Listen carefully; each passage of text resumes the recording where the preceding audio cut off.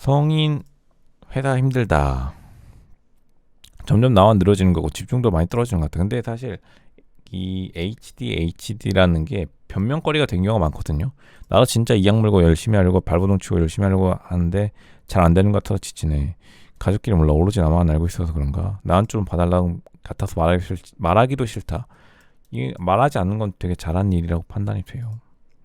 근데 대부분 이런 것들이 변명으로 작용해가지고 많은 분들이 저 ADHD니까 저 좀 봐주세요. 저 좀 어떻게 하면은 저 좀 뭐라 그러죠? 배려해주세요. 이런 걸로 악용하기 때문에 전혀 좋은 평가를 못 받습니다. 그러니까 가장 좋은 거는 그냥 회사가 그냥 아무도한테도 말하지 말고 그냥 해나가세요. 아무도 여러분한테 관심이 크게 없어요. 여러분한테 관심 있는 건 여러분 실수에만 관심이 있어요. 왜냐하면 여러분을 비난할 수 있는, 어떻게 보면은 계기를 잡을 수 있으니까 그런 것에만 많은 관심을 가지거든요. 사람이 어쩔 수 없이. 그러니까 그러한 것을 순순히 인정하고 다른 사람들로 하여금 뭐 기분 나쁘지 않게 잘 해결하면 될 것 같아요. 그러니까 아무도 모르면 그냥 말하지도 말고 아무도 여러분을 이해해 줄 거라 생각하지도 마세요. 그냥 조용히 회사 생활하시는 게 베스트 중에 베스트라고 생각됩니다. 이제 카타르가 월드컵이 있었죠. 카타르 월드컵 이후에 미국과의 약간 친서방 정책을 해서 전반적인 글로벌화가 굉장히 높아졌다 해요. 도하 이란에서 석방된 미국인 수감자 석방 개최, 카타르 서방 및 중국, 이란, 탈레반과의 관계 균형을 유지하고 있는데, 뭐 민주당은 도하, 공화당은 리야드, 전반적으로 중동과 미국의 관계가 좋아지면서 카타르 항공도 한국에서 되게 유명하죠. 한국에 스튜어디스 되게 많이 뽑아간 걸로 알고 있는데, 카타르 항공 뭐 많이들 계시죠, 스튜어디스 분들. 그만큼 약간 선진화된 느낌으로, 사우디만큼 돈이 풍부하진 않지만 또 돈이 풍부하죠. 어쨌든 돈이 그 사우디만큼은 아니지만 최근에 굉장히 글로벌화된 이미지로 사람들에게 많은 사랑을 받고 있다고 생각이 돼요. 카타르 경제는 지난해 유가 및 가스 가격 급등과 축구 월드컵 개최로 혜택을 받았지만 이후 둔화되고 있죠. 그럼에도 불구하고 미국과 이란의 포로 교환 협상을 중재, 이번에 알겠지만 이제 포로에서 왔죠. 카타르 통해서 가는데 국제적 중요성은 다시 한번 강화되었고, 카타르가 약간 안전지대로, 완충지대로 생각되고 있다고 생각돼요. 왜냐하면 사우디는 약간 자신의 목소리를, 돈도 많이 벌지만 자신의 목소리를 많이 내는 반면 카타르는 약간 조용조용히 중재하는 역할, 약간 싱가포르 같죠, 느낌도. 그래서 뭐 중동의 평화가 오고 있고, 오랜만에 중동에서 사실 미사일 소리가 안 들리는 그런 시대를 카타르와 사우디 같은 나라들이 약간 뭐 이끌고 있다, 이렇게 판단하면 될 것 같네. 일 못하는 사수가 고민일 때가 많을 때가 많은데, 진짜 이제까지 사회생활하면서 이렇게 이해를 못하는 사람 처음 봤어요. 제 사수라는 게 문제 진짜 뭘 할지도 모르고 관심도 없고 노력도 안 하고 양한 척하다 다 틀리고, 바뀔 것 같은 사람이면 말하겠는데 말을 해도 안 바뀔 것 같아서 말도 못하고 진짜 고역입니다. 이런 경우에 진짜 문제가 있거든요. 근데 가장 큰 문제는 그 누구와도 논의하지 마세요. 진짜 못하면 이미 세상 사람들 다 알고 있고 그냥 적당히 혼자 알아서 해결해야지. 이거를 소문내고 다니면 다른 사람들이 뭐 어떻게 보냐면, 아, 저 사람 참 가르쳐드네, 이거부터가 일단 부정적이죠. 문맥이 그냥, 아, 저 사람 불평불 많네, 그냥 좀 잘 지내지, 이런 고작해야 이런 평판이지, 절대로 일 못하니까 참 지적 잘했네 이런 평판을 듣기 굉장히 어렵기 때문에 그냥 조용히 넘어가라, 이게 최선입니다. 그럼 어떻게 해야 되죠? 뭐 어차피 일 못해가지고 여러분이 불이익 받는 상황이 절대 없어요. 사회에서 일 잘하는 사람을 그렇게 좋아하지 않아요. 여러분 길 지나가다가 람보르기니 지나가면 막 기분이 상쾌하고 가슴이 뛰세요? 짜증나지 않아요? 짜증? 다른 사람이 나보다 잘 나가면 짜증나는 게 인간의 본성이기 때문에 사회는 더 그래요. 회사는 더 그래. 회사는 더 그렇기 때문에 일 잘한다고 너무 나서다가 나가리 되는 사람이 훨씬 더 많습니다. 그러니까 그냥 조용히 지내면서 자기 할 일 하면 언젠가 기회는 옵니다.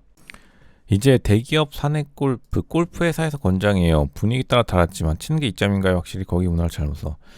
근데 골프를 권장하시는 분들이 많은데 사실 그 좋아서 쳐야지, 왠지 뭐 어울리려고 치는 골프는 금방 티가 나더라고요.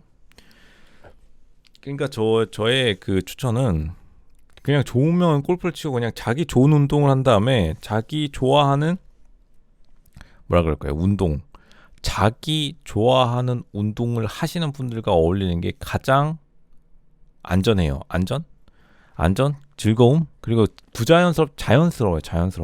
그래야지 또 사람들이 친해지고, 실제로 어거지로 하려고 그러면 잘 안 되더라고요. 실제로 어거지로 하려면. 팀장과 이상하면 한번 보시죠. 근데 팀장과 이상이 아니라 요즘엔 젊으신 분들 많이 하기 때문에 문제는 특별히 없는 것 같아 보여. 문제는 젊은 사람들도 하는 사람이 하지. 근데 어거지로 하면 티가 나기 때문에 다시 한번 말하지만 약간 좋아하는 사람은 계속 치고 안 좋아하면 굳이 어거지로 칠 필요는 없다. 이거네요.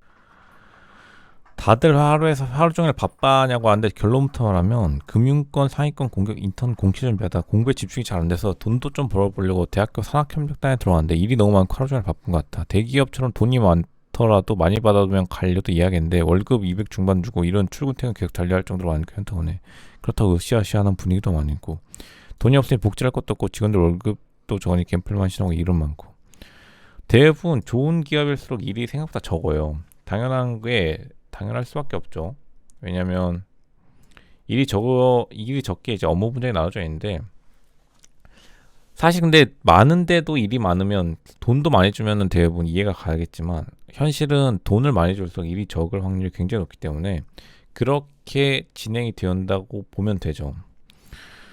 결국에는 바쁘다는 게 사실 이렇게 또 잡무만 계속 한다 해서 또 인정해 주는 것도 아니에요. 인정해 준다고 이제 말은 하겠지만 다들 이제 속으로 알고 있죠. 사람들이 비난하는 직종이 몇 개 있잖아요. 판검사 그리고 변호사들 많이 뭐 사람들이 비난하잖아요. 비난하는 이유 단 하나인 게 자기가 하고 싶으면 하니까 그런 거예요. 근데 일이 바쁘긴 해요. 판사, 검사, 변호사들이 일이. 그리고 뭐 일부 CEO, 그 임원진들 그리고 뭐 팀장들이 사람들이 비난하잖아요. 일도 안 하고 뭐 어쩌고저쩌고 경영진들이 무능하다라고 하는데 경영진들 무능한 게 아니라 원래 그 자리를 하기 때문에 여러분들이 되고 싶으니까 그게 무능해 보이는 거지. 실제로는 아주 그 바쁜 게 이렇게 무슨 뭐 막 프린트하고 이런 것도 있겠지만 대부분 바쁜 게 이제 사람들에 대한 전략을 짜느라 바쁘기 때문에 그러한 측면을 이해할 필요가 있죠. 이런 거는 정말 그 잡무하고 약간 전략적 마인드하고 바꿔봐야 되긴 해요. 독일의 경제 기적은 이제 유럽의 골칫거리인데 이 지역 최대 경제권에는 새로운 성장 전략이 필요한 거죠. 어느 정도가 아니라 굉장히 인상적이었죠. 이제 한때 상징으로 여겨졌던 폭스바겐의 출고 타워, 차량을 출고해주는 타워. 독일은 수십 년 동안 선진국에서는 보기 드문 전략으로 큰 경제적 성공을 거두었습니다. 값싼 수입 에너지와 극도의 검수함을 바탕으로 가격 경쟁력을 유지해요. 근데 결국에 독일도 가격 경쟁력이 핵심이었던 거죠. 자동차 공작 기계와 같은 세계 최초의 제조품 공급업체 중 하나가 되었습니다. 이 전략은 더 이상 통하지 않고 독일은 자신과 더 넓은 유럽 경제를 위해 새로운 전략을 찾아야 했지만 독일의 수출 주도 모델은 결코 이상적이지 않았습니다. 이게 한국에도 큰 영향을 미치겠죠. 한국도 왜냐하면 수출 주도 모델을 많이 가져갔으니까요. 독일 걸 많이 벤치마킹했기 때문에 제조업 일자리 중심, 막대학 무역 적자, 그리스의 유로 탈퇴, 독일의 임금, 정부 지출에 대한 가혹한 규제에 의존하는 등 본질적으로 불안정한 상황. 특히나 중국의 풍부한 수요가 무너져 내리면서 독일이 같이 무너져 내리는 건데 시스템도 흔들리고 있고 유럽의 경제 후발주자, 독일의 수출 주도 성장 모델이 무너진다는 것은 대한민국에서 큰 문제가 된다는 거죠. 보시면은 성장률이 꼴찌예요, 꼴찌. 영국보다 못하다. 그러니까 영국이 제조업이 거의 없는 걸로 유명한데 영국보다 못해진 거죠. 이전에도 이러한 도전을 극복한 적이 있지만 이번에도 극복할 수 있는데 부채 부담이 가장 낮긴 해요. 왜냐하면 현금 장사가 되니까 새로운 산업이 등장할 수 있는 유리한 산업을 조성했습니다. 하지만서도 빨리 다시 한번 유럽의 아픈 사람이 되는 것을 피하려면 지도자들이 더 야심차게 그리고 더 빨리 나서야 되는 거죠. 근데 약간 시기를 놓쳤다는 생각은 계속해서 들어요. 시기를 놓쳤다는 생각이 계속해서 들고 앞으로 성장해 나가기 위해서는 이제 이렇게 대규모 제조업도 플러스 알파가 있어야 되는데 사실 독일이 플러스 알파에서 많이 뒤처진 느낌도 들고요. 문화 콘텐츠도 사실 독일산 문화 콘텐츠를 우리가 본 적이 많이 오래되었죠. 그러한 점을 좀 개선해가지고 하루빨리 수출 주도형 모델, 그 한국계에서도 사실 경쟁을 올리는 거죠. 한국도 독일식 수출 주도 모델이 많이 되었으니까.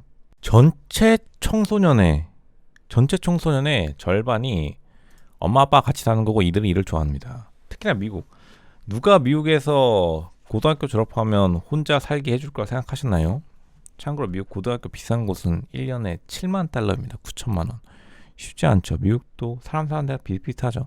미국에서 가족과 사는 29세 인구의 비율은 1940년대와 거의 비슷한 수준인데 1940년대 원래 미국이 전통적으로 대가족 사회를 많이 이루었었어요. 왜냐하면 농경민족이니까 미국도. 약간 밀, 옥수수, 감자 이런 거 좀 다르지만요. 캘리포니아 버클리 졸업, 이분은 뭐 거의 그냥 보니까 한국에다 그냥 복사 붙여넣기 될 것 같아요. 집으로 돌아가는 길을 선택했습니다. 전체 청년의 거의 절반이 부모와 함께 살고 있으며 이들은 이를 부끄러워하지 않습니다. 독립하에 혼자 사는 것은 종종 성인이 되었다는 표시로 여겨지지만 인플레이션, 치솟는 부채, 그리고 이제 경제 상황이 렌트 값이, 이게 월세 값이 올라가면서 같이 사는 건데 이런 거죠. 블룸버그 뉴스의 독점 설문조사에 따르면 설문조사에 참여한 미국인들 중 거의 90%가 고향으로 돌아간다고 해서 비난을 받아서는 안 된다고 답했습니다. 뭐 일단은 같이 머물러 살고 또 서로 같이 지내는 모습이 좋다. 그리고 젊은이들이 재정적으로 성공하지 못하는 경제 상황으로 인해 어려움을 겪고 있다고 답하는 등 아메리칸 드림이 아직도 가능하긴 한데 일단 소수의 엘리트 학생들에게만 초봉이 한 1억 5천 정도 주어지는 등, 근데 이제 렌트비가 500만 원이니까요. 굉장히 비싸죠. 그만큼 기회가 제한되고 있다. 이런 식으로 받아들이고 있으면 될 것 같고, 한국도 원래부터 높았지만 요즘 더욱더 높아지고 있죠. 그러니까 사실 양도세, 증여세를 한국도 약간 조금 고칠 필요는 있는 게, 미국은 이러다가 그냥 자식이 물려받고 부모도 옆에 그냥 하나 사가지고 그렇게 하는 경우가 많거든요.